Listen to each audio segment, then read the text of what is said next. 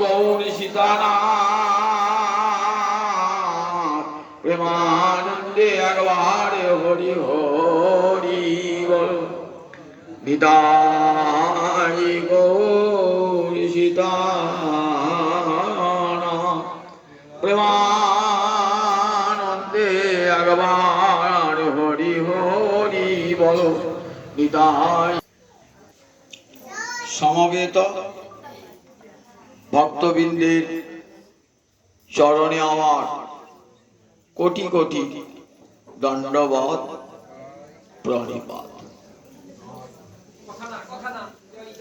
সংসার সিন্ধু তরণে হৃদয়ং যদি স্যাৎ সংকীর্তনামৃত রসে রমতে মনশ্চেৎ প্রেমাবুধৌ বিহরণে যদি চিত্তবৃত্তি চৈতন্য চন্দ্র চরণে শরণং প্রয়াতু। এই শ্লোকটিকার প্রবোধানন্দ সরস্বতী, যার প্রথম জীবনের নাম ছিল প্রকাশানন্দ, মহাপ্রভুর কৃপা প্রাপ্তির পর তার নামটি পরিবর্তিত হয়ে হয় প্রবোধানন্দ সরস্বতী। প্রকৃষ্ট বুদ্ধি লাভ করেছিলেন, তাই প্রবোধানন্দ। গৌর হরির চরণ কৃপায় প্রকৃষ্ট বুদ্ধি লাভ করেছিলেন, মায়াবাদ পরিত্যাগ করে কৃষ্ণ ভক্তিকে পরম ধর্ম বলে গ্রহণ করেছিলেন। তার একটি স্তোত্র কাব্য আছে, সেই কাব্যটির নাম শ্রী শ্রী চৈতন্য চন্দ্রামৃত। চৈতন্য চন্দ্রামৃত অর্থাৎ চৈতন্য চন্দ্রের অমৃতময় স্তুতি, তাই চৈতন্য চন্দ্রামৃত। সেখানে প্রবোধানন্দ সরস্বতী বলছেন, সংসার সিন্ধু তরণে হৃদয়ং যদি স্যাৎ সংকীর্তনামৃত রসে রমতে মনশ্চেৎ প্রেমাম্বুধৌ বিহরণে যদি চিত্তবৃত্তি চৈতন্য চন্দ্র চরণে শরণং প্রয়াতু। চৈতন্য চন্দ্র চরণে শরণ প্রয়াতু। চৈতন্য চন্দ্রের চরণে শরণ গ্রহণ কর। সংসার কে কে করবে চৈতন্য চন্দ্রের চরণে শরণাগতি? বলেন, সংসার সিন্ধু তরণে হৃদয়ং যদি স্যাৎ। যদি কারো অন্তরে ইচ্ছা জাগে যে এই সংসার সমুদ্র আমি পার হব, সংসার সিন্ধু তরণে, তরণ মানে পার হওয়া, সংসার সিন্ধু পার হতে চায়। সিন্ধু মানে সমুদ্র, আমরা জলের সমুদ্র দেখেছেন তো। আর সংসারটাকে কি বলা হয়? বাসনার সমুদ্র, কামনা বাসনার সমুদ্র। সমুদ্রে যেমন তরঙ্গ থাকে, তেমনি সংসার সমুদ্র কত তরঙ্গ, কত কামনা, কত বাসনা। মানুষের জীবনের কত উত্থান, কত পতন। সমুদ্রের ঢেউ উঠছে আবার নিচে নামছে। আমাদের ঠিক তাই, জীবনে কখনো উত্থান কখনো পতন হচ্ছে। তাই সংসারটা কি বলা হয়? কামনা বাসনার সমুদ্র। এই জগতের সমুদ্র জাহাজে করে নৌকা করে পার হয়ে যাবে এবং তার একটা পার দেখা যায়, কিন্তু সংসার সমুদ্র কিন্তু পার হওয়া যায় না কোনো যানের সাহায্যে। বলছেন, যদি কারো ইচ্ছা হয়, সবাই কিন্তু পার হতে চায় না, সেরকম যদি স্যাৎ, যদি কারো কখনো সংসার সিন্ধু পার হবার ইচ্ছা জাগ্রত হয়, কথাগুলি কেমন শুনুন। কেন সবার তো গুরু কৃপা সাধু কৃপা লাভ হয় না জীবনে। সংসারটাকে বড় ভালো লাগে, এই জন্মে এটা পেলাম না, পরের জন্মে পাই। এই জন্মে ভালো ঘর পেলাম না, বর পেলাম না, আবার পরের জন্মে যেন ভালো ঘর বর হয়, আর যেন টাকা পয়সা হয়। সংসারটা এমন না, মহামায়া দেওয়া না। এটাকে সহসা কেউ ভুলতেই পারে না। যত দুঃখ হোক, কষ্ট হোক, ঘুরে ফিরে আবার সেই সংসার। কিরকম বলুন দেখি? মরুভূমি দেখেছেন তো, সব কাটা গাছ, সেখানে যানবাহন বলতে একবার তো উট। সেই উটেরা কি খায় জীবন দান করে? ওই কাটা গাছ খায়। কাটা গাছ খাচ্ছে তো, আর মুখ দিয়ে রক্ত বার হচ্ছে। তাহলে কাটা গাছ খেতে গিয়ে যখন মুখ দিয়ে রক্ত বার হচ্ছে, আবার খাবো কেন আমি? কিন্তু দেখবেন উট আবার ওই কাটা গাছটাই খায়, কাটা গাছটাই খায়। এ সংসারে এত দুঃখ, এত ক্লেশ ভোগ করো, আবার এই সংসারেই আমরা থাকতে চাই। সংসারই থাক, সংসারকে ফেলে পাওয়া চাই না। একটা বুড়ি, তার বউর সঙ্গে ঝগড়া হয়েছে। বলছে, বাবা মরলেই বাঁচি, আর পাচ্ছি না বাবা। এবার কি করবে? রেলে মাথা দেবে সে। সন্ধ্যেবেলায় বার হয়েছে, বউর সঙ্গে খুব ঝগড়াঝাটি সারাদিন হয়েছে। সন্ধ্যেবেলা রেল লাইনে পার আছে, রেল লাইনে পারে রেলে মাথা ধরে যাচ্ছে। যেতে যেতে মাঝে একটা বন পড়ে। তা বনেতে সাপখোপ থাকে তো, অন্ধকার হয়েছে, হাত তাড়ি দিয়ে যাচ্ছে। তাকে বলছে, হ্যাঁ গো কোথায় চললে? চললে গো মরতে চললাম। তা হাত তাড়ি দিচ্ছে কেন? সাপে কামড়ায়। তাহলে আগেই ভাবি হবে তো। তাহলে মরতে গেও বাঁচার কি স্বাদ, কেমন দেখো না। আমরা মুখে বলি মরতে চাই, মরতে কেউ চাই না, সত্যি মরতে চাই না। এই সংসারটা যত দুঃখ দেখ, কষ্ট দেখ, মহামায়া এমনই খেলা না। আবার এই সংসারেই থাকতে ইচ্ছা। এই জন্মে যে স্বাদগুলো পূরণ হলো না, আবার পরের জন্মে যেন সেই স্বাদগুলো হয়। অমুকের দেখলাম 3 তলা বাড়ি, আমার একটা চালা ঘর, আমার যেন খুব চল হয়। অমুকের দেখলাম বর বিয়ার চাকরি করে, মেলা টাকা নেই, আমার যেন এরকম হয়। অমুকের ছেলে মেয়ের ভালো বিয়ে হয়েছে, মেলা টাকা পয়সা হয়েছে, আমার যেন হয়। সবারই মনে মনে স্বাদ কামনা পোষণ করি তো। আর এই কামনার জন্য আবার আসতে হবে, আবার আসতে হবে, যতদিন কামনা শেষ না হচ্ছে। সংসার এমনই সমুদ্র, সংসার সমুদ্র। সংসার বাসনাকে সমুদ্র বলা হয়েছে। তাই যদি কখনো কোনো দৈবাৎ গুরু কৃপার ফলে যার অন্তরে বাসনা জাগে যে না, আর যেন সংসার করতে না হয়, আমি রাজমন্দিরেই থাকি, আর ইন্দ্রের রাজত্বেই থাকি, স্বর্গেই থাকি, দুঃখ কষ্ট আমাকে পেতেই হবে, জন্ম মৃত্যুর কবলে কবলিত হতেই হবে। সুতরাং আমি চাই এমন জন্ম যেখানে আর জন্ম মৃত্যু আমাকে তাড়া করে না বেড়ায়। আমি যেন সেই জন্ম মৃত্যুর হাত থেকে মুক্তি পাই, এমন সুখ পাই যে সুখটা পেলে যেন আর কোনোদিন হারাতে না হয়। এটা সবার, এই বাঞ্ছা সবার জাগে না। তাই বলেন, সংসার ও সিন্ধু তরণে হৃদয় যদি হয়, কোটিতে কোটি লোকের ইচ্ছা হয় আর সংসার ভালো লাগছে না, এবার গোবিন্দের চরণে শরণ গ্রহণ করব। আমরা মুখে বলি কিন্তু শরণ নিতে চাই না। সংসার ও সিন্ধু তরণে হৃদয় যদি সংকীর্তনামৃত রসে রমতে মনশ্চেৎ। আর কি বলেন? সংকীর্তন রূপ অমৃত রসে যদি মনকে মাতাতে চাও, রমতে মানে আনন্দ করতে চাও। সংকীর্তন রূপ অমৃত রসে, সংকীর্তন কাকে বলে? বহু ভিড় মিলিত্বা তদ গান সুখং সংকীর্তন। শিল্প সেইবার বলছেন তাকে সংকীর্তন বলে। বহুজন মিলে যে গানের আনন্দ, বহু ভক্ত সঙ্গ মিলিয়ে যে গানের যে আনন্দ, তাকে বলে সংকীর্তন। সংকীর্তন এটা অমৃত রস। যতক্ষণ সংকীর্তন করবেন ততক্ষণ মনে সাধু সাধু পদে পদে যেন স্বর্গের অমৃতকে অধিকার দেয় এমন নাম মধু পান করছে। সংকীর্তন অমৃত রসে রমতে মনশ্চেৎ। মনকে যদি সংকীর্তন রূপ অমৃত রসে মাতাতে যাও।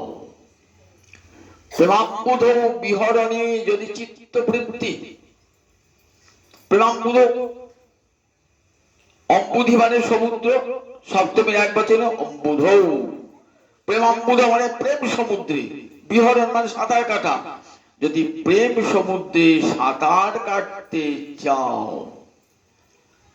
তিনটে বলে, যদি সংসার সিন্ধু পার হতে চাও, যদি সংকীর্তন রূপ অমৃত রসে মনকে মাতাতে চাও, যদি কৃষ্ণ প্রেম সাগরে সাঁতার কাটতে চাও, তাহলে কোথায় আশ্রয় নেব? ওই গৌর হরির চরণে শরণ গ্রহণ কর।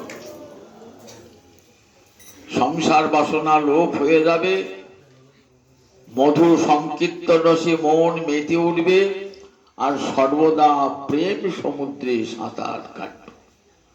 তাহলে এখানে মধ্যে মহাপুরুষ দুটো দান, একটা সংকীর্তন রূপ অমৃত রস, আর একটা প্রেম সমুদ্রে সাঁতার কাটা। তাহলে নাম আর প্রেম এ দুটি মহাপ্রভুর দান। শুধু নাম নয়, কিন্তু নাম এবং প্রেম এই দুটি মহাপ্রভুর দান, নাম এবং প্রেম। যদি শুধু নাম দিতেন তাহলে তাকে আমরা যুগাবতার বলতাম। কলিযুগে যে হরিনাম দেবে তাকে কি বলে? যুগধর্ম। কলিযুগে যুগধর্ম হলো হরিনাম। সেই হরিনাম যে দান করবে তাকে বলে যুগাবতার। আর প্রেম দানটা কে করে? প্রেম দানটা স্বয়ং গোবিন্দ ছাড়া আর কেউ করতে পারেন না।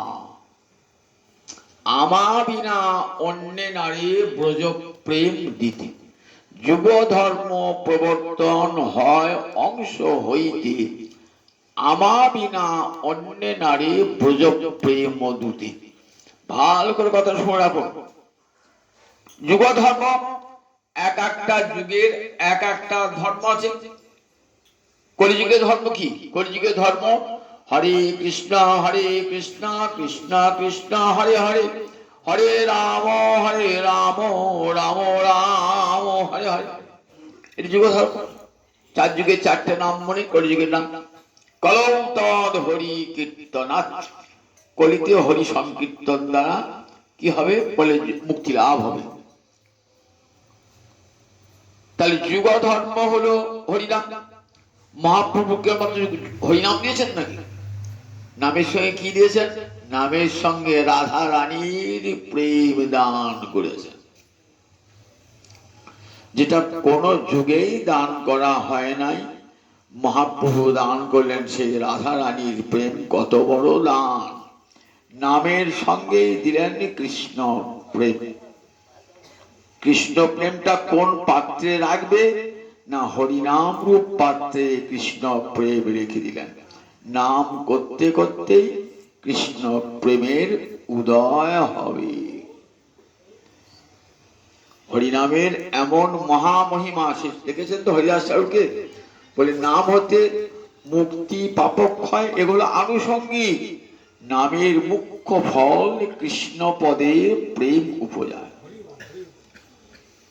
সুবুদ্ধি রায়কে মুসলমানের জাতি নষ্ট করে দিয়েছে, জানেন তো? সুবুদ্ধি রায় এককালে বাংলার নবাব ছিল। সুবুদ্ধি রায় হিন্দু রাজা কিছুদিনের জন্য হয়েছিলেন।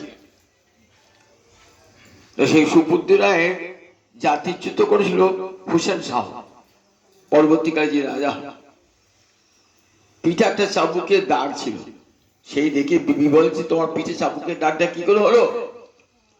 তা বলছে, দেখো এই সুবুদ্ধি রায় না যখন বাংলার শাসক ছিলেন তখন আমি তার অধীনে কর্মচারী ছিলাম। আমার কর্তব্যের ত্রুটি হওয়ার জন্য আমার পিঠে চাবুক মেরেছিলেন। তোমার পিঠে চাবুক মেরেছিল, তুমি এখন বাংলার শাসক, তাহলে তুমি প্রতিশোধ নাও। কি করে? ওকে চাবুক মারতে মারতে ওকে প্রাণদণ্ড দিয়ে দাও। বলে, না না, এককালে আমাকে ভাগ দিয়েছি, তাকে মারতে পারি। কিন্তু বিবি বলছে না, বেগম সাহেব বলছে না, ওকে হত্যা করে। তখন সনাতন গোস্বামী পদের পরামর্শ নিলেন। সনাতন গোস্বামী কি করবেন তখন? তখন বলে, দেখো ধর্ম নষ্ট বলে প্রাণদণ্ড অপেক্ষা ধর্ম নষ্ট করা হিন্দুর কাছে আরো বেশি কষ্টদায়ক। ওর ধর্মটা নষ্ট করে দাও, প্রাণটা থাকো। এই বলে কৌশলে প্রাণটা বাঁচায়। বলেন জল খায় দাও, তাহলে ওর ধর্ম নষ্ট হয়ে যাবে, জাতিচ্যুত হবে, হিন্দুরা ওকে আর নেবে না। সুবুদ্ধি রায় কি জল খাইয়ে দিয়েছেন, বিদর্ভী হাতে জল খেয়েছে। ধর্মচ্যুতরণকে তিনি গোড়া হিন্দু সমাজ বলেন তুমি বিধর্মী জল খেয়েছো, সুতরাং আর তোমার হিন্দু ধর্মে থাকা হবে না, তুমি হিন্দু ধর্মতে পতিত হয়ে গেলে। এবার যেখানে যান বিধান নেন, কি করব? কাশিতে গেলেন, কাশিতে পণ্ডিতের জায়গা। কাশীর পণ্ডিতরা বললেন একটাই বিধান। কি বিধান? তপ্ত ঘৃত খেয়ে প্রাণ পরিত্যাগ করতে হবে। কেউ নিষ্ঠুর বিধান দেখুন, তপ্ত ঘৃত খেয়ে প্রাণ পরিত্যাগ করতে হবে। তখন মহাপ্রভু তখন কাশীতে মহাপ্রভু চরণে পড়েছেন, প্রভু আমাকে বিধান, আমাকে আমার জাতি ধর্ম নষ্ট হয়ে গেছে, এখন আমার উপায় কি? কাশীর পণ্ডিতরা বিধান দিয়েছেন তপ্ত ঘৃত খেয়ে প্রাণ পরিত্যাগ করতে হবে। মহাপ্রভু কি বলেন? এক কৃষ্ণ নামে তোমার জাতি দোষ যাবে, আর এক কৃষ্ণ নামে কৃষ্ণ পদে প্রেম উপজিবে। দুবার কৃষ্ণ বলো, একবার কৃষ্ণ বললে তোমার জাতি দোষ যাবে, আর একবার কৃষ্ণ বললে কৃষ্ণ পদে প্রেম উপজিবে। তাহলে নামের মুখ্য ফল হলো কৃষ্ণ প্রেম, আর আনুষঙ্গিক ফল হলো পাপ নাশ, মুক্তি। এগুলো আনুষঙ্গিক ফল। একটা উদাহরণ দিলে বুঝতে পারবেন। মনে করি আপনার পায়ে একটা তেলের মিল আছে, আমরা মাঠে সর্ষে হয়েছে, আমি সর্ষে বস্তায় করে নিয়ে গিয়ে সর্ষে বললাম বেশি তেল করে দিও, একটা জায়গায় দিয়ে এলেন, তেলের জন্য জায়গায় দিয়ে এলেন। বিকালে আনতে গিয়েছেন, বিকালে আনতে যাওয়ার পর তেলের মাইকটা বলছে আপনি খোলের জায়গায় এনেছেন কেন? বলে খোলটা আপনি এমনি পাবেন, ওটা যেন পয়সা লাগবে না, এমনি তেলটা নেন, তেলটা ভাঙানোর জন্য পয়সা দেন, আর খোলটার জন্য কোনো পয়সা লাগবে না। তাহলে ওটা আনুষঙ্গিক ভাবে পেয়ে গেলেন, ওটার জন্য কোনো মূল্য দিতে হলো না, তেলটাই আসল। তেমনি নামের ফল, নামের আসল ফল হলো কৃষ্ণ প্রেম।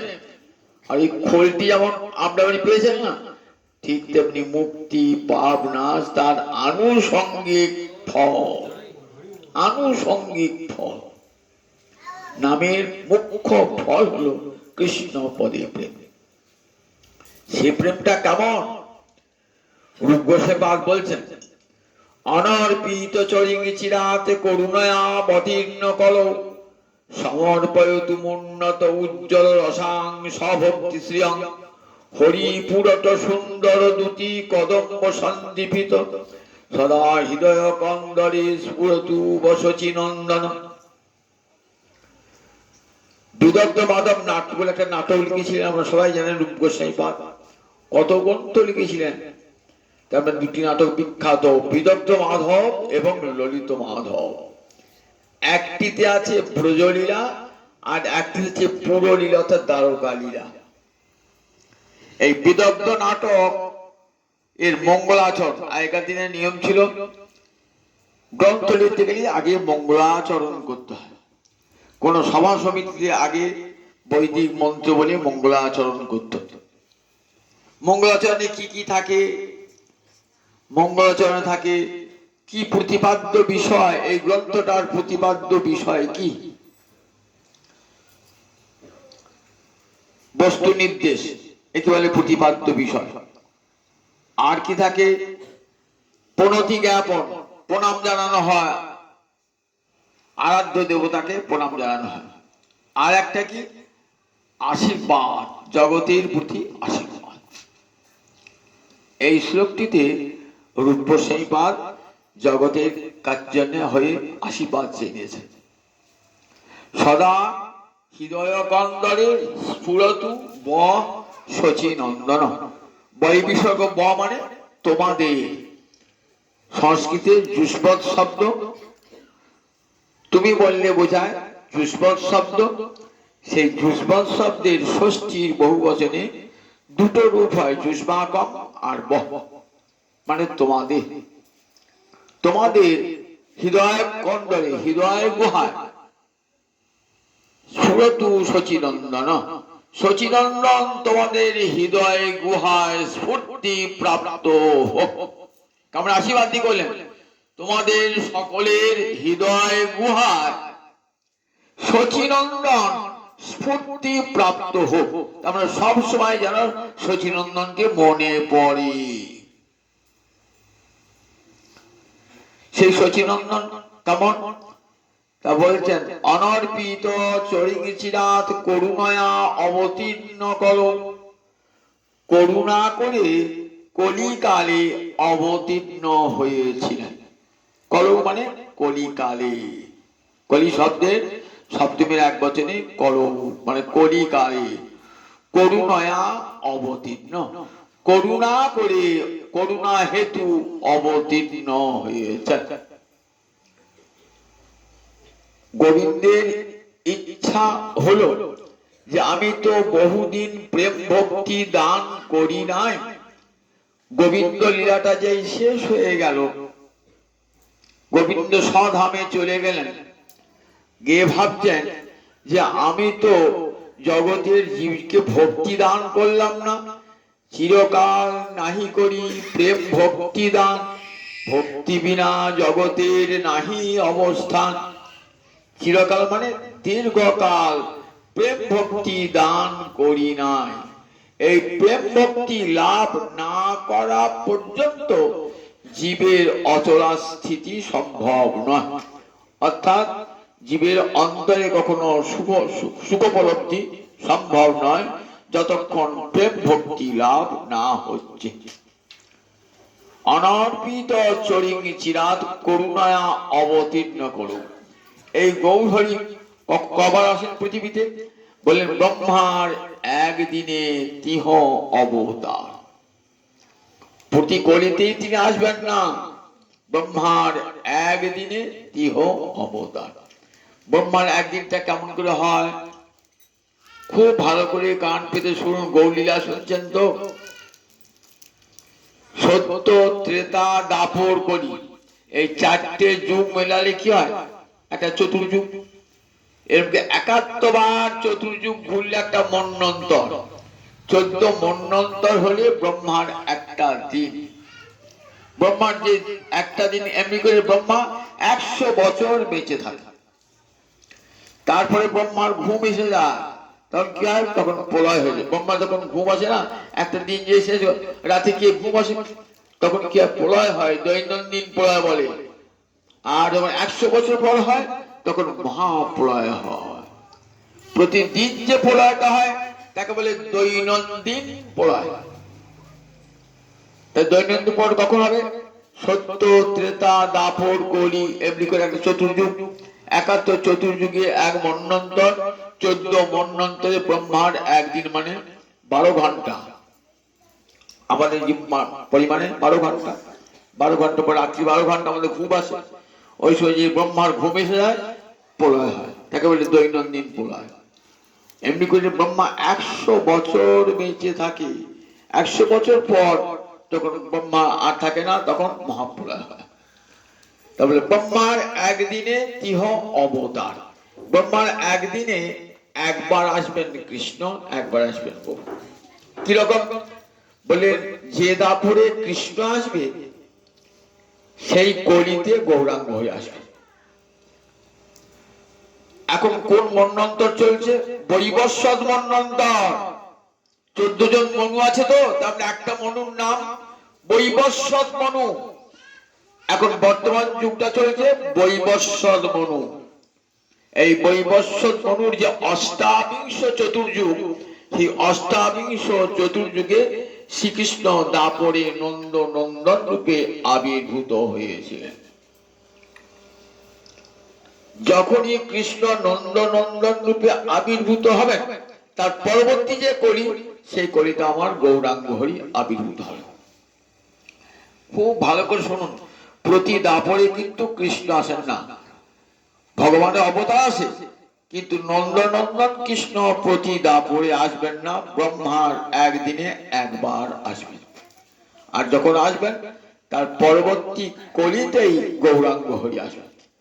তাহলে গৌরলীলা আর কৃষ্ণলীলা একটা লীলার এপিঠ ওপিঠ, একটা লীলার পূর্বাংশ আর একটা লীলার উত্তরাংশ, দুটো লীলা মিলিয়ে একটি সম্পূর্ণ লীলা।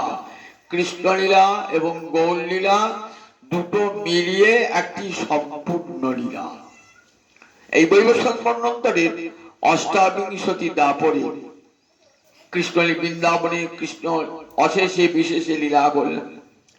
লীলা করার পর স্বধামে চলে গেলেন। দেখবেন ভাগবতে একাদশ স্কন্ধে বলা আছে কৃষ্ণ স্বধামে চলে গেলেন। চলে যাওয়ার পর মনে মনে ভাবছেন, চিরকাল নাহি করি প্রেম ভক্তি দান, ভক্তি বিনা জগতের নাহি অবস্থা।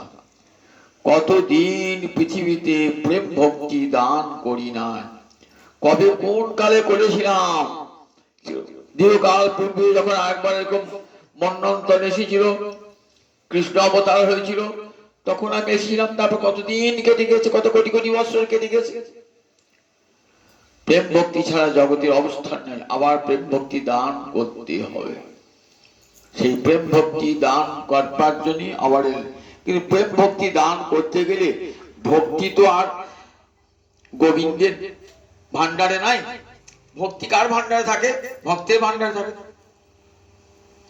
ভগবানকে লোকে ভক্তি করে, কিন্তু ভগবানের ভান্ডার তো আর ভক্তি থাকে না।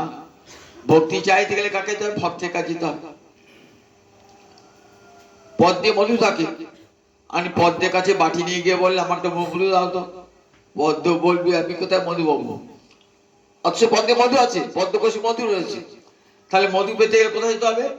বলে মধু পেতে গেলে যাও মধুকরের কাছে, যাও মৌমাছির কাছে যাও, মৌমাছি তোমাকে মধু দেবে। গোবিন্দ পাদ পদ্মের সুধা যারা আস্বাদন করছে, গোবিন্দ পাদ পদ্মের মধু যারা আস্বাদন করছে, তারা ছাড়া ভক্তি মধু কেউ দান করতে পারেন না। ভালো করে শুনে রেখে দেন, কৃষ্ণ দান করতে পারেন না ভক্তি, ভক্তি মধু কৃষ্ণ দান করতে পারেন না। তাহলে ভক্তি মধুরা কে দান করে? ভক্ত দান করে ভক্তি মধু। যে ভক্তি মধু দিয়ে কৃষ্ণ সেবা হবে। তাহলে কৃষ্ণ সেবার উপকরণটা পাবেন কার কাছ থেকে? কৃষ্ণ সেবার উপকরণটা পাবেন ভক্তের কাছ থেকে। এবার গোবিন্দ সেবার যে উপকরণ, সেটা আমরা কোথায় পাবো? দেখুন, কৃষ্ণ ভক্তের কাছ থেকে। এবং সেই কৃষ্ণ ভক্ত কেমন একটা ক্রম আছে। দেখুন, জগতের যত ভক্ত আছে সমস্ত ভক্তের মধ্যে প্রহ্লাদ সর্বশ্রেষ্ঠ। প্রহ্লাদের চেয়ে হনুমান শ্রেষ্ঠ। কেন? প্রহ্লাদ সেবা পায় না, মাথায় হাত রেখে আশীর্বাদ করেছেন, করে চাপিয়েছেন, কিন্তু প্রহ্লাদের সেবা দেখা যায়। প্রহ্লাদ সেবা করছে, সেবা করেছে। হনুমান কিন্তু সেবা করেছে, রামচন্দ্রকে কাঁধে চড়িয়েছে, কত ভাবে সমুদ্র পার হয়েছে, সীতা দেবী সংবাদ এনে দিয়েছে, কত ভাবে সেবা করেছে। তাই প্রহ্লাদ চেয়ে বড় কে হলো? হনুমান। হনুমানের চেয়ে বড় কে? হনুমানের চেয়ে বড় হলো পাণ্ডবেরা। কেন? এক জায়গায় শুয়েছে ভগবানের সঙ্গে, একসঙ্গে খেয়েছেন, একসঙ্গে বেরিয়েছেন। তাহলে হনুমানের এই সৌভাগ্য ছিল না? পাণ্ডবেরা। পাণ্ডবদের চেয়ে বড় কারা? যাদবেরা। ভগবানের সঙ্গে রক্তের সম্পর্ক হয়েছে। যাদবদের মধ্যে আবার সর্বশ্রেষ্ঠ কে? উদ্ধব। সেই উদ্ধব যখন বৃন্দাবনে গিয়ে দেখলেন বাবা আমার চেয়েও বড় ভক্ত আছে। কারা? রক্তপত্র, যারা গোবিন্দের নন্দ বাবার চরণ সেবা করে, রক্ত দাস। তারা কি করে? অবিরত গোবিন্দ সেবা করছে। কখনো কখনো প্রয়োজন হলে গোবিন্দকে ভৎসনাও করে। একটা বাড়ি অনেকদিনকার ভৃত্য, পুরাতন ভৃত্য আচার বাড়িতে বাপ ঠাকুরদার আমল থেকে আছে। এবার আপনি যখন ছোট তখন আপনাকে গলিপুরে মানুষ করেছে। এবার আপনি যদি বদমাইশি করেন, আপনাকে ঠিক কেমন বাড়ির লোকের মধ্যে ধমক ধামক দেবে। ঠিক বলছে, ওষুধ যদি না খান, রোগ হয়েছে ওষুধ না খান, ধমকি ওষুধ খাওয়াবে। এই ক্ষমতা কাদের? রক্তপত্রের কাছে। উদ্ধব ভাবছে আমার যে ক্ষমতা নাই, রক্তপত্রের ক্ষমতা আছে। তার চেয়ে একটু এগিয়ে গিয়ে কাকে দেখলেন? দেখলেন তার চেয়ে বড় হলো কৃষ্ণ সখারা। কিরকম? কৃষ্ণের কাঁধে চড়ে, কাঁধে চড়াই করে কিরকম।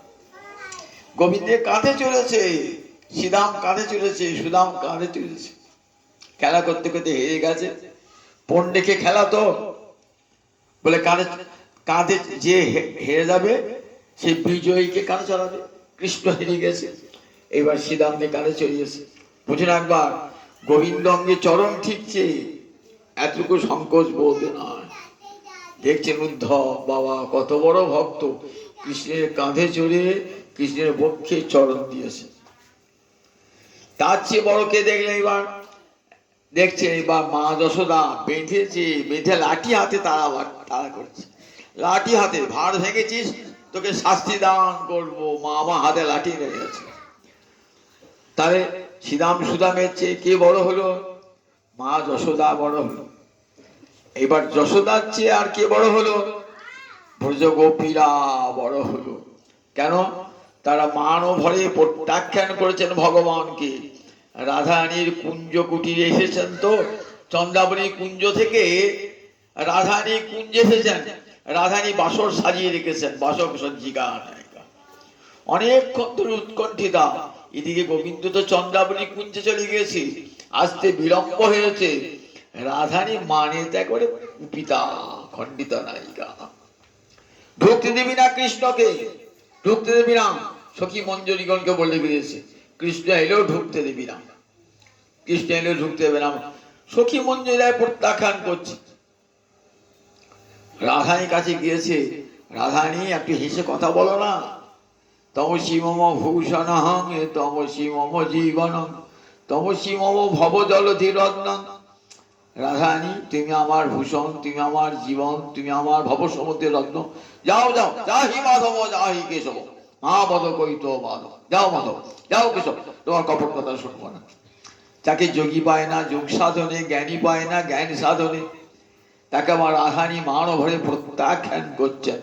কতখানি প্রেমের অধিকারিণী রাধারানী। আবার যখন কৃষ্ণ চলে যাচ্ছেন তখন রাধারানী কলহান্তরিতা নায়িকা কাঁদছেন। এত গভীর ভালোবাসা, সেই ভালোবাসায় কাঁদছেন। তখন ললিতা বিশাখা কি বলছে? সো কাহা যাও আপহি আও পুনহি লুটায় চরণে।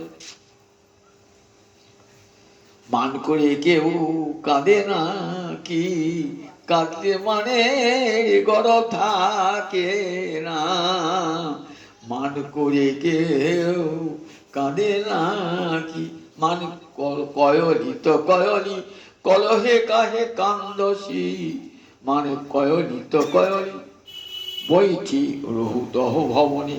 তুই বসে থাক, নিজের ভবন দেখ, কৃষ্ণ আমার আসবে। সো কাহা যাব আপহি আব পুনহি লুটায়ব চরণে। কোথায় যাবে কৃষ্ণ? তোর কাছে বাধা কৃষ্ণ, কোথাও যাবে না।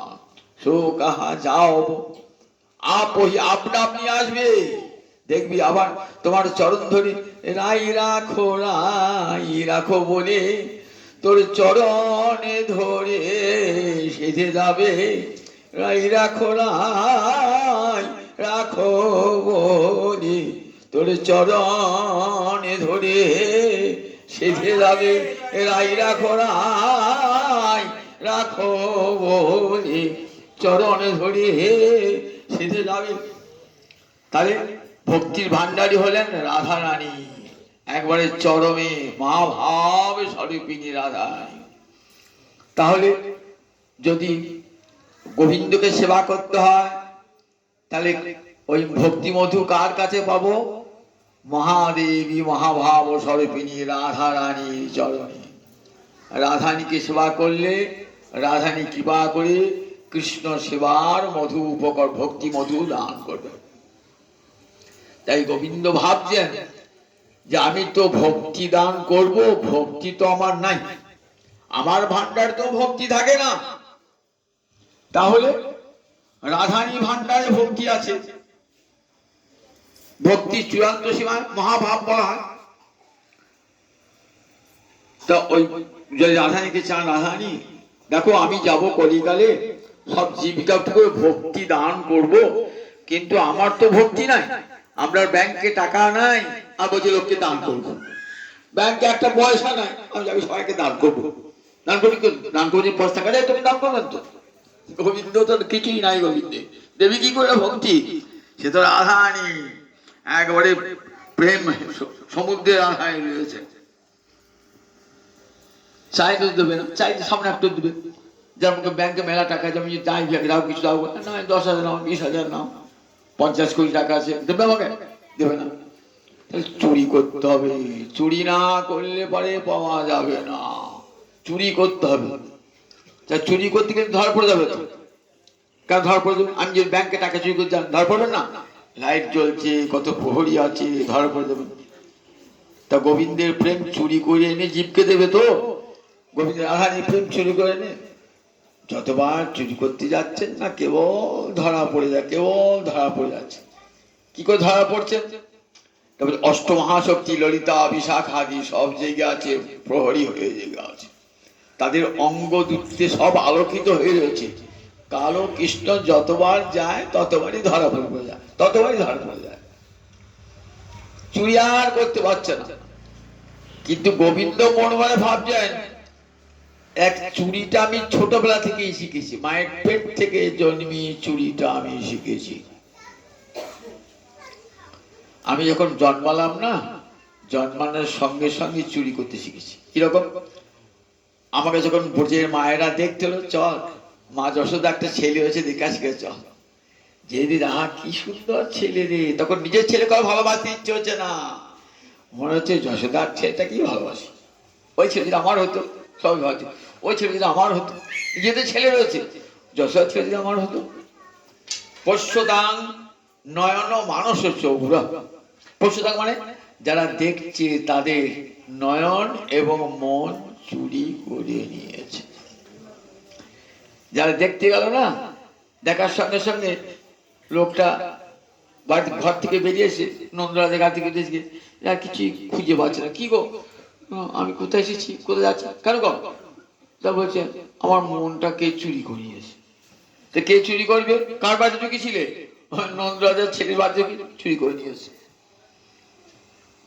নয়ন চুরি। এই সে লোকটা কিছু রাস্তা খুঁজে পাচ্ছে না। কি গো, আমার নয়নটা চুরি হয়ে গেছে। কে চুরি করেছে? কি জানি। কোথায় গেছিলে? নন্দরাজার ছেলেটাকে দেখতে গেলাম, ওই দেখো ওই তোমার নয়ন চুরি করে নিয়েছে।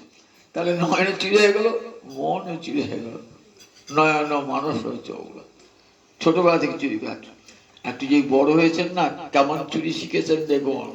একটু যে বড় হয়েছে, তখন ননি চুরি করে করে বেড়াচ্ছে। কিরকম ননি চুরি করছে দেখুন। ননি চুরি করছে তো দেখছেন, সব ঘরে ঘরে প্রহরী আছে, সব গোয়ালিনীরা আছে, ঘরে ঘরে আছে, গিয়ে গিয়ে বাছুরগুলোকে খুলে দিচ্ছে। যা, দুধ তো তোদের অধিকার, তোদের মায়ের দুধ তোরা খাবি, ওপরে খাবে কেন, ওটা বিক্রি করবে কেন? সব বাছুরগুলোকে খুলে দিয়েছে। শ্রীরামসুর এক দঙ্গল ছেড়ে নিয়ে গিয়ে বাছুর সাম্রাজ্য যখন ছুটে যাবে সবাই না, সেই ফাঁকে ঘরে ঢুকে চুরি। অনেক উঁচুতে আছে, অনেকে মা যশোদার কাছে সব অভিযোগ জানাতে, যে দেখো তোমার ছেলে চোর, চোর ছেলে। মা রোজ উপরে রাখিস না কেন? বলে উপরেই তো রাখি, নারায়ণের জন্য উপরে রেখে দিই। তাই উপর নাগাল পেয়ে গেল, আমার ছেলে নাগাল পেয়ে গেল। ও, তোমার ছেলে নাগাল পাবে না, তোমার ছেলে বুদ্ধি তুমি জানো না। কি করে জানো? একটা ছেলেকে একটা কানে চাপা, আরেকজন কানে চাপা, আরেকজন কানে চাপা, শেষ শেষ উপরে উঠে। উপরে উঠে দিয়ে কি করে জানো? গরুজনের পাঁচন দিয়ে না লাগিয়েটাকে ভাঁটটাকে ভাঙে দিয়ে ইচ্ছা মতো পড়ে, ননি পড়ে, খায়, নিজে খায়, খানিকটা ফেলে দেয়, খানিকটা ছড়িয়ে দেয়, খানিকটা। এইবার যদি কেউ বলতে যায়, একদিন জানো আমাদের একটা বুড়িকে রেখে দিয়ে গেছিলাম বাড়িতে ননি আগলাবার জন্য। বুড়িটাই চোর চোর, নন্দরাজার ছেলে চোর চোর চোর করেছে। তখন কি করেছে, খানিকটা মাখন নিয়ে বুড়ির মুখে চোখে লাগবে, এই বুড়িটা চোর, বুড়িটা চোর, বুড়িটা চোর। সেই থেকে বুড়িটা চোর হয়ে গেল। আর আমি যাবো না, বাবা আমাকে চোর সাজিয়ে দিয়েছে, আমি পাহাড়ের থেকে আমি চোর হয়ে গেলাম। এমনি করে চুরি করে হাত পাকিয়েছে। আবার ব্রজবালাদের বসন চুরি করেছে। পুতনা গেছিল, তার প্রাণ চুরি করেছে, পাপ চুরি করেছে। তাই ভাবছেন চুরি করা তো আমি হাত পাকিয়ে ফেলেছি, চুরি আমি করবই, রাধারানীর প্রেমের ভান্ডার আমি লুট করবই করব। নইলে জীবকে দান হবে না তো, জীবকে দান করবি কি করে? রাধারানী যে প্রেমে কৃষ্ণকে ভজনা করেন, সেই প্রেম কলিজীবকে দান করবেন আমার মহাপ্রভু। তার জন্য মহাপ্রভুকে চৌর্যবৃত্তি অবলম্বন করতে হয়েছে। কি রকম দেখুন, গোবিন্দের কালো রং তো যত ধরা পড়ে যায়। এইবার কি করলেন না, রাধা রানীর বর্ণ অঙ্গকান্তি চুরি করতে হবে, রাধারানী হেমবরণী চুরি করতে হবে। আচ্ছা, এটা আশায় গল্প হয়ে যায় না? এ রামের বর্ণ শ্যাম চুরি করে কি করে? চুরি করতে পারে? এই জগতে একজন রং ফর্সা আর একটা কালো, ওই তো রংটা আমি চুরি করবো, পারে? পারে না, সত্যি জগতে পারে না। বললে দেখো, এই প্রাকৃত বুদ্ধি দিয়ে অপ্রাকৃত তত্ত্ব বিচার করতে যাও না। রাধা রানী আর কৃষ্ণ দুটো আলাদা নয়। আমি আর আপনি আলাদা বলে আমার রংটা আপনি নিতে পারেন না, আমরা রংটা আমি নিতে পারি না। কিন্তু রাধা কৃষ্ণ এক আত্মা, আত্মা একটা, দেহ দুটো। রাধা কৃষ্ণ এক আত্মা দুই দেহ ধরি, অন্যান্যে বিরসে রস আস্বাদন করি। আমরা একটা আত্মা, আমার একটা আত্মা, দুটো আত্মা দুটো দেহ। কিন্তু রাধা কৃষ্ণ দেহ দুটো হলো, আত্মা একটাই। কৃষ্ণই রাধারানী হয়েছে, কৃষ্ণই শক্তি রাধা রানী রূপে প্রকটিত হয়েছে। তাহলে আত্মা তো একটা। তাহলে ইচ্ছা করলে কৃষ্ণ আবার রাধারানীকে নিজের অঙ্গে নিতে পারে, আবার নিজের অঙ্গ থেকে পৃথক করতে পারে, আবার নিজের অঙ্গের মধ্যে বিলীন করতে পারে, আবার নিজের অঙ্গ থেকে পৃথক করতে পারে। আমরা পারি না, কিন্তু রাধা কৃষ্ণ একাত্মা বলে পারে। তাই গোবিন্দের অঙ্গ হইতে রাধারানীর আবির্ভাব, আবার গোবিন্দ অঙ্গে রাধারানী বিলীন হয়ে যান। তাই রাধা কৃষ্ণ এক আত্মা দুই দেহ ধরি। তাই কি করলেন, একটা সুন্দর উদাহরণ দিই, অনেকবার বলেছি তবু বলি। একটা বাগানে সুন্দর সুন্দর জ্যৈষ্ঠী মাসে আম পড়েছে, একটা চোর তার পুরো চুরি করতে যায় আর ধরা পড়ে যায়, চুরি করতে যায় ধরা পড়ে। মালিরা, একটা মালি আছে বাগানে, মালি কুড়ে ঘরে একটা ছোট্ট বড় জানলা আছে, তাকিয়ে তাকিয়ে দেখে, ভাদ্রা লুগার যাই করবো তাকিয়ে তাকিয়ে দেখে। কেউ যদি বাগান অন্য করে, এই গতির আছে, লোকটা বলছে দাঁড়া, তোর চোখকে ধুলো দিয়ে আমি চুরি করবো, দেখ তোর সামনে চুরি করবো, কি করতে হয় তুই দেখলি, তুই দেখবি তাকিয়ে তাকে আমি চুরি করছি। পাকা চোর তো। একদিন দেখলেন বাবু এসেছে আম পাড়তে। বাবু এসেছেন ধুতি পাঞ্জাবি পরে, পরপর দু তিন দিন বাবু আসছেন একই ধুতি একই পাঞ্জাবি পরে, তকে তকে রয়েছে। চোরটা বাবুর সঙ্গে সঙ্গে যাচ্ছে, দেখলে বাবু কোন ঘরটা শুয়ে থাকে, বাড়িটা কোথায়, কোন ঘরটা শুয়ে থাকে, সব খোঁজ খবর নিল। কোথায় পাঞ্জাবিটার ধুতিটা টাঙিয়ে রাখে, দেখে রাখলো রাত্রেবেলায় শীত কেটে ঘরে ঢুকেছে, ঢুকে বাবুর ধুতিটা আর পাঞ্জাবিটা চুরি করেছে। পাঞ্জাবিটা চুরি করে পরের দিন বাবু যায় 5টা, ও 4টের সময় গিয়ে না গিয়েছে, গিয়ে বাগানে ঢুকে আম পাচ্ছে, খাচ্ছে, ঠয়ে পড়ছে। আমি তাকিয়ে দেখছি জানলা দিয়ে মালিটা, আমি তাকে ও বাবুই, কারণ সেই ধুতি সেই পাঞ্জাবি ওটা বাবুই খাচ্ছে। কিচ্ছু বললাম, ইচ্ছা মতো আম চুরি করলো, আবার ঠোলেতে ভয় নিয়ে চলে এলো, চোখে ধরে দিয়ে ধরতেই পারে না মালিক। ঠিক তেমনি করে আমার গোবিন্দ কি করলেন, রাধারানীর প্রেমের ভান্ডার, রাধারানীর রংটি হেমবরণ, সেই হেমবরণটি চুরি করে নিয়ে রাধারানীর প্রেমের ভান্ডার লুট করে এলেন। রসস্তমং হৃত্বা, অরূপ গোস্বামী পাদ বলছেন, রসের ভান্ডার চুরি করে চলে এলেন। চুরি করে চোর তো ধরা পড়ে যাবে, যাবে না? এই মুখে এই পার্জাটি বড় চুরি হয়, তাহলে দেখবেন ধরা পড়ে যাবে, কেউ না তখন চোরটা কি দেখবেন, চোরটা দুদিন চোরে বাড়ি গিয়ে দেখুন চোরটাই নাই, এই এলাকাতে আর চোরটা নাই, চলে গিয়েছে। তা চুরিটা বৃন্দাবনে হয়েছে। এবার গোবিন্দ ভাবছেন যে ধরা পড়ে যায় বৃন্দাবনে, তা এখন কোথায় পালাই, কোথায় পালাই মনে মনে ভাবছেন। আমাকে তো এখান থেকে পালাতে হবে।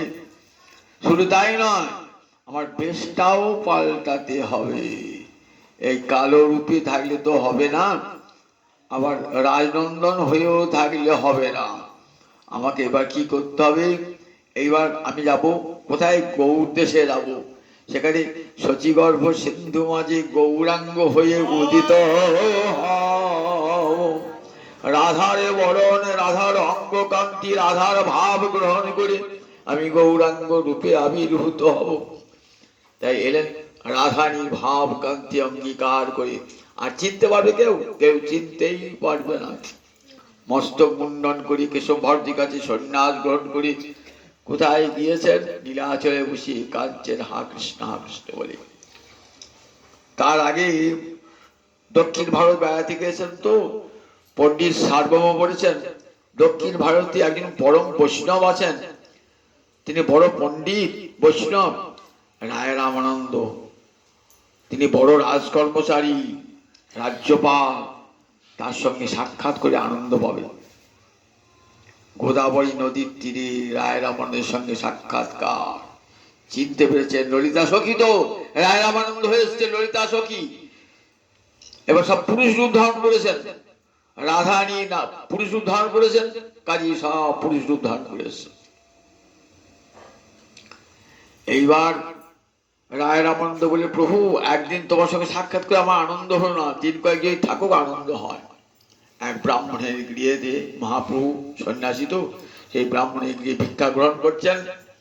সন্ধ্যাবেলায় গিয়েছেন, হাজির হয়েছেন রায় রামানন্দ। সব সরকারি কাজকর্ম সেরে মহাপ্রভুর সঙ্গে 10 দিন ব্যাপী কত আলোচনা, সাধ্য সাধন তত্ত্ব সম্বন্ধে কত আলোচনা হলো। থাকতে থাকতে দেখছেন অদ্ভুত কাণ্ড। কি দেখছেন? দেখছেন আমি ভাবলাম একটা 24 বছর বয়সের সন্ন্যাসী, নবীন সন্ন্যাসী, কিন্তু না তো, কি ভুল দেখছি নাকি? গোয়েন্দা, তো গোয়েন্দারা দেখবেন এমন প্রশ্ন করে না, চোর আপনা আপনি নিজে চুরি কথা বলে ফেলে। এমন করে গোয়েন্দার ফাঁসে পড়ে না চোর ডাকাত, দেখবেন এমন করে বারবার জেরা করবে না, জেরার পর জেরা, জেরার পর জেরা, জেরার পর জেরা, ভেঙে পড়বে সেই দোষী অপরাধী। তখন সে গড় গড় করে নিজের অপরাধ বলে বলছেন, আচ্ছা তুমি কে গো? কেন, কি দেখলেন আমরা? পহিলে দেখিল তোমার সন্ন্যাসী স্বরূপ, এবে মই দেখি তোমার শ্যাম গোপরূপ। তোমার সম্মুখে দেখি কাঞ্চন পঞ্চালিকা, তার গৌর কান্তে তোমার সর্বরঙ্গ ঢাকা। প্রথমে সন্ন্যাসী বলি ভেবেছিলাম আমি, তারপর দেখলাম না, সে বৃন্দাবনের শ্যাম সুন্দর গোয়ালার সন্তান দেখলাম। তারপর একটা সোনার পুতুল পুতুল কাঞ্চন পঞ্চালিকা নাচতে নাচতে এসে তোমার এই তোমার এই শ্যাম কান্তিকে ঢেকে দিল। তুমি কে বলো তো? তুমি ভুল দেখছো রামরা, তুমি তো পরম বৈষ্ণব। তুমি যেদিকে তাকানো সেদিকে শ্যাম সুন্দরকে দর্শন করো। যা যা নেত্রা পড়ি তা কৃষ্ণ স্ফূর্তি। আমি আর কেউ না, আমি একজন মায়াবাদী সন্ন্যাসী। না, তুমি ঠিক কথা বলছো না, তুমি মায়াবাদী সন্ন্যাসী নাও। কে তুমি বলো, ঠিক করে বলো। ধরে ফেলেছেন আমরা, এমন জেরা করেছেন না, আমরা জেরার মুখে এবার নিজেকে প্রকাশ করে ফেলেছেন। দেখছেন আমরা চোখের সামনে কেমন করে রাধা মাধব মিলিত হয়ে গেল, রাই কানু কেমন করে এক হয়ে গেল, পরিষ্কার দেখতে পেলেন একবারে। শাস্ত্রে পড়েছেন যে রাই কানু এক হয়েছেন, কিন্তু রাই কানু এক হচ্ছেন কেমন করে এটা দেখেন নাই। আর চোখের সামনে দেখছেন কেমন করে রাই অঙ্গে কৃষ্ণ ঢুকে গেল, রাধানী অঙ্গে কৃষ্ণ প্রবেশ করল। কে তুই বলো তো? বলছে না। তখন মুখে হাত দিয়েছেন যাতে নিজের প্রকাশ, নিজের সত্যিকার রূপটা প্রকাশ না পায়। তখন কি বলছেন, দেখো দেখুন ধরিয়ে যখন ফেলেছে, শোনো রামরায়, শোনো, চুপ চুপ করে শোনো। তবে হাসি হাসি প্রতারে দেখাইল স্বরূপ, রসরাজ মহাভাবে দুই এক করো। দেখো রামরাজ ধরি যখন ফেলেছ, দেখো রসরাজ গোবিন্দ আর মহাভাব স্বরূপিনী রাধানী দুইয়ের মিলিত রূপ আমি গৌরাঙ্গ হই কলিযুগে এসেছি। সেই গৌরাঙ্গ হরি এলেন করুণায়া অবতীর্ণ করো, কলিযুগে অবতীর্ণ হলেন করুণা করি। অনর্পিত চরি কিছু রাত, অনর্পিত মানে অর্পিত চরি মানে যা পূর্বে দেওয়া হয়েছিল, আর অনর্পিত মানে যা পূর্বে কখনো দেওয়া হয় না। এই ভুজপ্রেম দান পূর্বে কখনো কেউ দেন নাই। অনেকেই ভক্তি দান করেছেন, বৈদি ভক্তি। বৈদি ভক্তি কখনো ব্রজে যাওয়া যায় না, ব্রজের ভজন আলাদা। বৈদি ভক্তি করা যায়, বৈকুণ্ঠে যাওয়া যায়। প্রহ্লাদ, নারদ, ভীষ্ম এদের ভজনটা বৈদি ভক্তি, বৃন্দাবনের ভক্তি নয়, মনে রাখবেন। বৈদি ভক্তি আর রাগ ভক্তি দুটো পৃথক। বৈদি ভক্তিতে 4 প্রকার মুক্তি নিয়ে বৈকুণ্ঠে যায়, 4 প্রকার মুক্তি নিয়ে। 5 প্রকার মুক্তি আছে, কি কি? সাযুজ্য, সামীপ্য, সারূপ্য, সালোক্য, শাস্তি। তারপরে সাযুজ্য মুক্তিটা ভক্ত কানও শোয় না, কান চাপাতে থাকে, শোনে, ওটা শোনি না। ব্রহ্মে লীন হয়ে যাওয়া, ওই সাযুজ্য মুক্তি কথা শোনেনি না ভক্ত। আর 4টে মুক্তি আছে। সালোক্য মানে সমান লোকে যাওয়া, যে লোকে গোবিন্দ আছে সেই লোকে যাওয়া, বৈকুণ্ঠে গোবিন্দ আছে। সামীপ্য মানে গোবিন্দের সমীপে যাওয়া, কাছে যাওয়া। শাস্তি মানে সমান ঐশ্বর্য যুক্ত। সারূপ্য মানে সমান রূপতা প্রাপ্ত। এই 4 প্রকার মুক্তি নেয় ভক্ত যদি কৃষ্ণ সেবার দ্বার হয়। বৈদি ভক্তিতে, বৈদি মানে শাস্ত্রের শাসন শুনে যে কৃষ্ণ ভক্তি, প্রাণের টানে নয়। আপনি শাস্ত্রে গুরুমুখে শুনেছেন কৃষ্ণ ভক্তি না করলে পরে পাপ হয়, জীবের মুক্তি হয় না। 4 বর্ণাশ্রমী যদি কৃষ্ণ নাহি ভজে, স্বধর্ম করিলে সে রৌরবে পড়ি ভজে। 4 বর্ণের মানুষ ব্রাহ্মণ, ক্ষত্রিয়, বৈশ্য, শূদ্র। 4 আশ্রমে মানুষ ব্রহ্মচারী, গৃহস্থ, বানপ্রস্থি, সন্ন্যাসী। আপন আপন বর্ণ ধর্ম, আশ্রম ধর্ম পালন করে যদি কৃষ্ণ ভজন না করে, তাহলে কোথায় তাতে পতন হয়ে যায়, পতন্তি অধম। তাই তারা কৃষ্ণ ভজন করে থাকেন। এতে 4 প্রকার মুক্তি পেয়ে কোথায় যায়? বৈকুণ্ঠে যায়। কিন্তু ব্রজে যায় না। ব্রজে যে রসের ভজন, সেটি রাগ মার্গের ভজন। দাস রূপে, সখা রূপে, গোপাল রূপে, বাৎসল্য রসে, আবার মধুর রূপে। এই 4 রূপে যে ভজন, দাস্য, সখ্য, বাৎসল্য, মধুর, এটি ব্রজের ভজন ছাড়া হয় না। এই ব্রজের ভজন, এই ব্রজের ভুজপ্রেম দান হয় নাই। অনর্পিত চরি কোন কালেই দান হয় না। হয়েছিল চিরাগ, অনেক দিন আগে আমরা যখন গৌর হয়ে এসেছিলেন তখন হয়েছিল, তারপর থেকে আর হয় না। অনর্পিত চরিকে চিরাত করুণায় অবতীর্ণ করো, সমর্পণ। এবার দানটা কেমন হবে? এবার দানটা সবাইকে দান করবে, কেউ বাকি থাকবে না। দানটা কৃষ্ণলীলায় দান হয়েছে, তরুলতাকে, পশু পক্ষী সবাইকে দান করেছেন কৃষ্ণলীলায়। বলছেন কৃষ্ণ বলেন আমি তো দান করেছি। কিরম দান করেছি? বৃন্দাবনের পশু পাখি, লতা পাতা, যমুনার জল সবাইকে দান করেছি। বাহ, দানটা তো ভালো হয়েছে। একজন যদি কেউ বলে আমার সম্পত্তি সব 4 ছেলেকে ভাগ করে দিলাম, 4 মেয়েকে দিলাম, ভাগ্নেকে দিলাম, ভাইপোকে দিলাম, বাহ তুমি তো খুব জানি গো, নিজের সম্পত্তি নিজের ঘরে রেখে দিয়ে দান করেছি বলছে। পরকে দিয়েছ? তোমার সম্পর্কে বাইরে কাউকে দিয়েছ? তা বৃন্দাবনে সবাই তোমার সম্পর্কে যুক্ত, সবাই বৃন্দাবনে তরুলতা সবকে, সেটা তোর দান সম্পূর্ণ হয় না। তাই সবার পরে তো সত্যি সবাইকে দান করা হয় না। তাই এবার দান যদি না করে তাকে কি বলে? কৃপণ বলে। যে দান করে না তাকে কৃপণ বলে। কৃপণে মুখ কখনো দেখো না, দেখলে কি হবে? দিনটা খারাপ যাবে। সকালে বেরোচ্ছে শুভযাত্রা করে, একটা কৃপণ সামনে দাঁড়িয়ে, ভর যাও তোমার দেখবা আজ আমার কিছু জুটবে না। কৃপণে, কৃপণ মুখাবলোকনা লাভ হানি। কৃপণের মুখ দেখলে লাভ হানি হয়। তা গোবিন্দের দুর্নাম, গোবিন্দ কৃপণ, সেই দুর্নামটা ঘোচাতে হবে। শ্রী গোসাইপাদ বলেছেন, কার্পণ্য দোষ দূরী করত।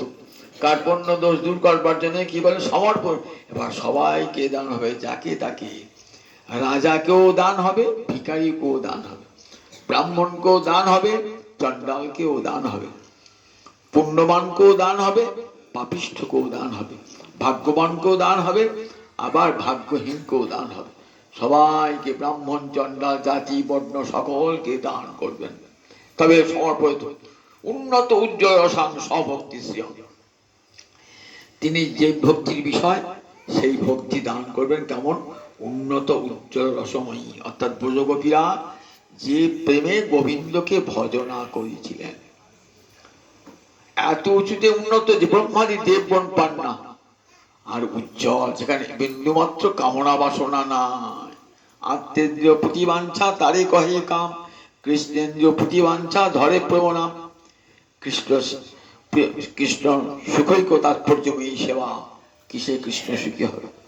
এই প্রেম মাখা, এই উন্নত উজ্জ্বল রসমাখা যে প্রেম ভক্তি সম্যক রূপে দান করবার জন্য আমার গৌরাঙ্গ হরি এসেছিলেন। তাই সেই সচিনন্দন কেমন? পুরোট সুন্দর দ্যুতি, পুরোট মানে সোনা, সোনার চেয়েও সুন্দর দ্যুতি দ্বারা যার দেহ উজ্জ্বল, সম্যক রূপে উজ্জ্বল। গৌরহরি কেমন? কৃষ্ণের মতো কালো নয়, রাধারানীর অঙ্গের বরণ হেম বরণ, সেই হেম বরণ দিয়ে রাধা গোবিন্দের শ্যামঙ্গ ঢাকা। তাই পুরোট সুন্দর দ্যুতি, কদম্ব, কদম মানে সমূহ, দ্যুতি সময় দ্বারা সম্যক রূপে প্রজ্বলিত, সেই প্রদীপ্ত সেই গৌরহরি তোমাদের হৃদয় গুহায় স্ফূর্তি প্রাপ্ত হোক। সচিনন্দন হরি সকল তোমাদের সকলের হৃদয় গুহায় স্ফুরিত হোক। সেই সিংহ বসু তোমার হৃদয় কন্দরে। কেন? হরি শব্দ একটা অর্থ হল সিংহ। সিংহ কি করে? হাতির মাথা ফাটিয়ে তার মগজটা খায়। হাতি কোথায় থাকে? গুহায় থাকে, গুহায় থাকে। এই সিংহের রবটা শুনতে পায় না। শুনিয়া গোবিন্দ রব আপনি পহলাবে সব, সিংহ রবে যথা করিগণ। হাতে কোন গুহা থেকে ভয়ে পালায়।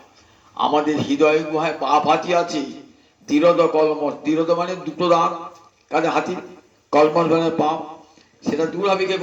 জয় গৌর হরি বলে একবার, যে গৌরাঙ্গের নাম লয় তার হয় প্রেমোদয়, তারে মোহি যাই বলিহারি। গৌর হরি নামটি উচ্চারণ করলে হৃদয়ে প্রেম হয়। হৃদয়ে নামটা উচ্চারণ করলে আর কিছু করতে হবে না। যে গৌরাঙ্গের নাম লয় তারে হয় প্রেমোদয়, তারে মুই যাই বলিহারি। গৌরাঙ্গ গুণেতে সুরে নিত্য লীলায় তারে সুরে, সেজন ভজন অধিকারী। যার হৃদয়ে এই কৃষ্ণ ভালোবাসা, এই গৌর ভালোবাসা, গৌরাঙ্গ গুণে যার চোখে জল আসে, সেই তো ভজনের অধিকারী। যে গৌর বলে ডাকে সেই প্রেম লাভ হয়। সেই গৌর হরি আমার আবির্ভূত হয়েছেন আগামীকাল, গতকাল আবির্ভূত হয়েছেন। গতকাল ফাল্গুনী পূর্ণিমা, ফাল্গুনী পূর্ণিমা তিথি নক্ষত্র ফাল্গুনী, শুভক্ষণে জন্মের আমার গোড়া দ্বিজমণি।